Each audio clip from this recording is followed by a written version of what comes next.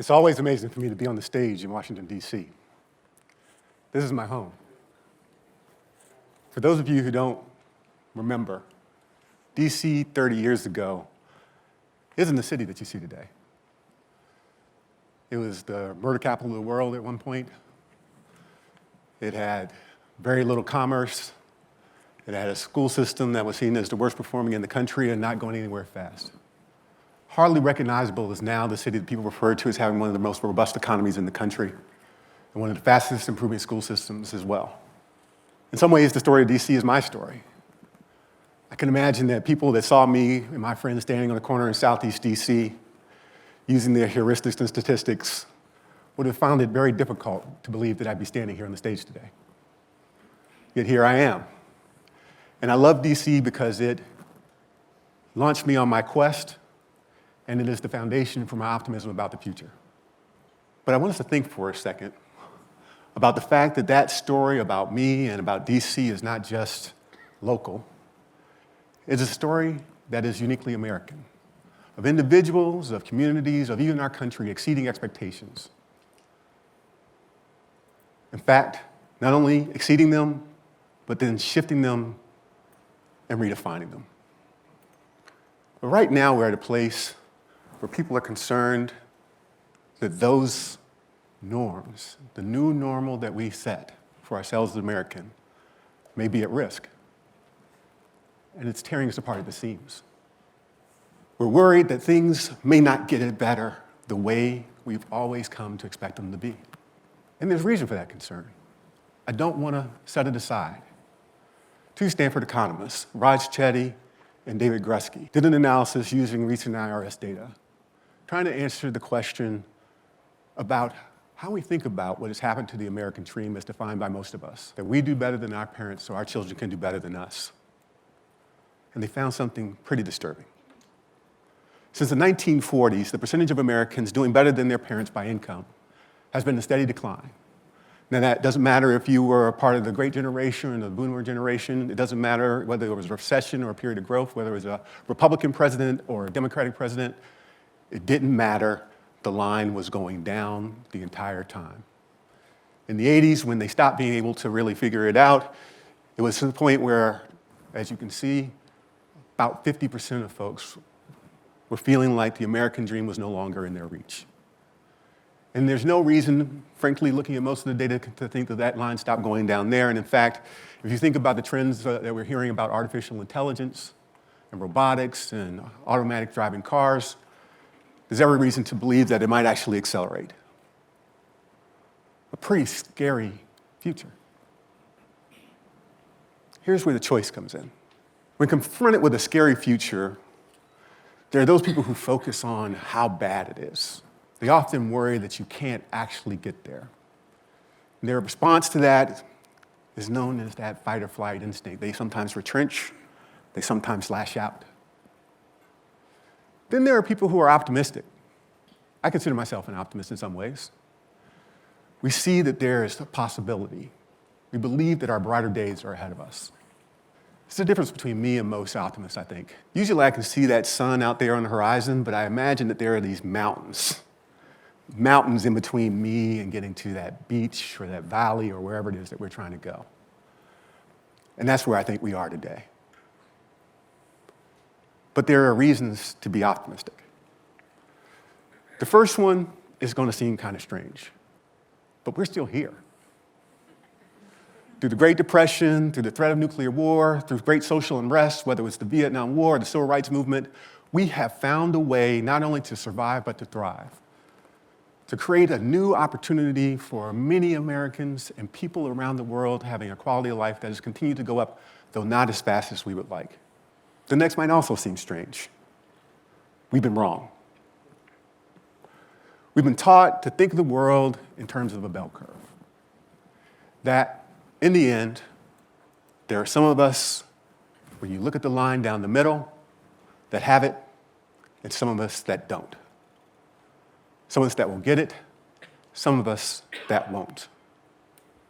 In fact, we built our entire school system around it. Now, the work of Todd Rose, who wrote the book, The End of Average, says that not only is that wrong, but in fact, to the extent that a curve exists, it probably looks more like the one in red. And this is not just some theory. There was a researcher who almost 3 decades ago, named Benjamin Bloom, who asked the simple question, what could children actually do if you put them in the right context, if you gave them the right supports, if you put them in highly favorable conditions? And his proxy for this was a one-to-one tutor. If I give a child a one-to-one tutor who can meet them every day, know what they know what they don't know what they're interested in, know what makes them tick, and I compare them to how they would have done in a normal classroom with a controlled study, how will they do? And let's be clear, what we usually think of when we think of average, mediocre, that average kid, that 50th percentile kid, given that kind of support, will outperform 98% of children in a regular classroom. Now, if you repeat that experiment over and over and over again and get the same result, then you have to face the fact that it is never, ever about the kid. It is always about whether we're willing to create those highly favorable conditions. Now, at that time, and still some today, you're then faced with the very difficult question of what you're willing to do and what you know how to do. Where are you going to get all those people? Where are you going to get all that money? How is this going to work? But this gives me optimism, because now you have a problem to solve. Some of you have heard me tell a story before about how the military had needed to find people who could fix their very complex computer systems. People who had been in the service for 5 to 7 years and had received extensive training and had built expertise were leaving because they could make 3 times as much in the private market.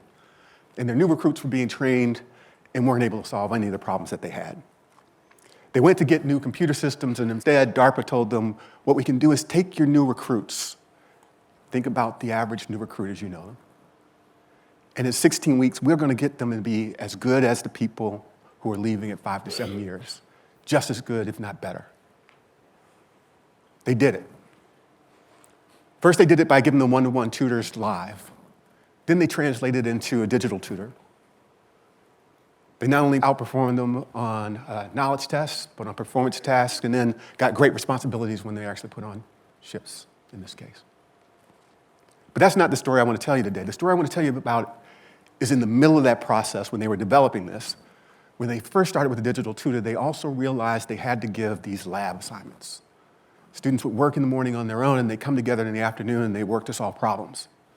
Sometimes together, sometimes independently. And they were trying to design these exercises from real-life problems that were hard, but not so hard that you just became frustrated, that zone of proximal development, as they call it. And the instructor told the story one time of a young lady he saw crying in the middle of his session, one of his students. And he immediately thought, oh, I blew it. I made it too hard. And he walked over to her and he asked her, what's wrong? She said, I just solved this. And he said, okay, what's wrong? She said, well, I was looking at this trouble ticket and I see it took them almost 3 months to solve this on the ship. He said, yeah, I wanted it to be hard. You guys are ready for these. She said, well, I just did this in 30 minutes. I never knew I was smart. Imagine if what we are able to do is not just teach people academic skills and professional skills, as important as that is, but to change their identities, to let them prove to themselves and everyone else that they are smart, and to turn them loose on the world. Imagine what they could do. It doesn't have to be just the people in the military. We've also done it with kids who were failing out of school and had encounters with the criminal justice system. University Crime Labs was just up here. They did an experiment with intensive tutoring where they actually had kids who were way behind, gained 2 to 3 years of math in less than a year. And to have, because many of them had already had encounters with the law, to see a almost 50% reduction in encounters with the law afterwards. Change in performance, change in identity, change in behavior. So we've done it in these other contexts. Now the question is, can we do it for normal kids, whatever that means? Yes is the answer. But how is a reasonable question. So let me tell you. I don't have all the answers, neither does anyone else. but we have some strong hypotheses. The closest thing that we've come up with in terms of thinking about how you actually create the environments that actually produce the kinds of supports and kinds of opportunities for young people that a one-to-one tutor can, we call personalized learning environments. Some people call it student-centered. It doesn't really matter what it's called. The things that it has in common are clear. It is focused on the student. What they know, what they don't know, what they need, what they're interested in, what their passions are, how you get them motivated. It's focused relentlessly on meeting them where they are and taking them as far as they can go. It's also focused on letting them drive it. They get to lead. They have agency. They get to choose. Turns out when you let people choose, the level of engagement and motivation goes up. Has anyone ever noticed that in their own lives? By the way, that means you have to let them demonstrate that they're ready when they're ready. For many of them, that means they're going to demonstrate it faster. But it doesn't always mean that. So letting people move at their own pace when they demonstrate that they've made the progress and mastered the things they need to do to be successful, critical. And then connected. Connected to their teachers, connected to other adults, connected to their peers, connected to the real world so it actually has meaning. It also turns out these people recognize that it's not just about academic skills.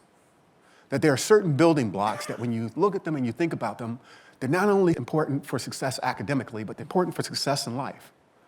Whether it's self-regulation or self-discipline or resilience or self-direction, goal setting. These things allow you to be successful. They are interdependent, codependent with the academic performance.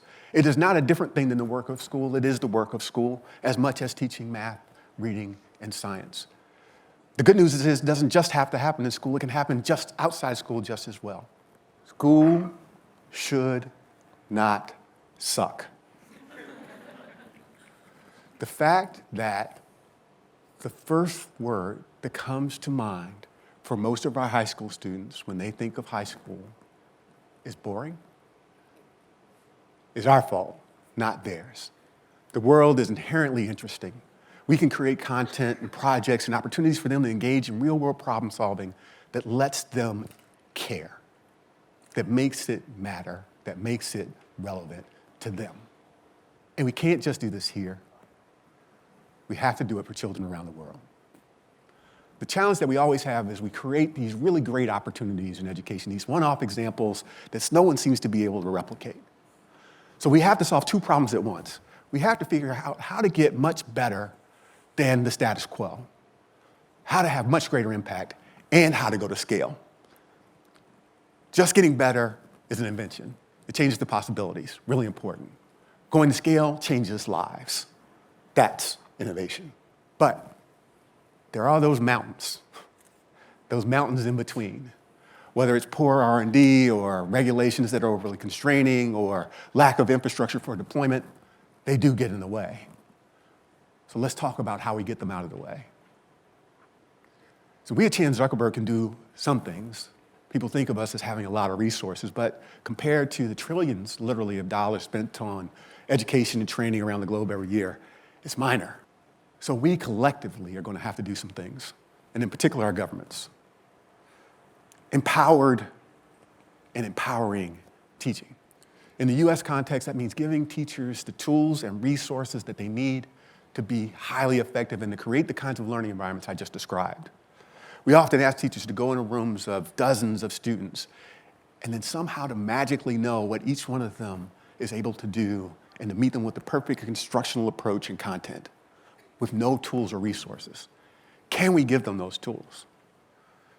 We know so much more about neuroscience and cognitive science and behavioral science, but we invest less than 2% of what we invest in defense and medicine at the federal level, in research and development focused on learning and development.